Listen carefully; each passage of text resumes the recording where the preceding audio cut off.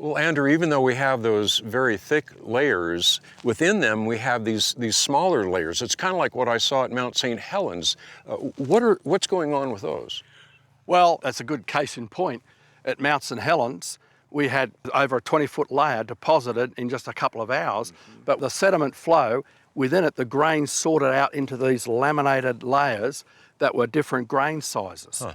We see it here on a much larger scale in the Schnebley Hill Formation. You can see these bands, and you can think of that in terms of water currents bringing in the sand grains and settling with different slightly particle sizes over an enormous area very, very rapidly.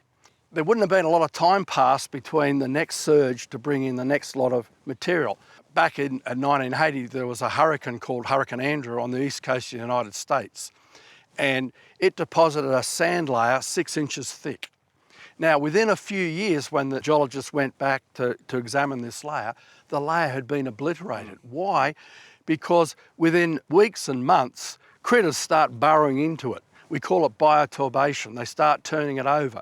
So that means if there was long time periods for these laminations to form within the large layers, you'd have the critters getting in there and burrowing and turning it all over. It'll be all messed up. It wouldn't be nice and neat. What you saw at Mount St. Helens was nice and neat because it was rapid.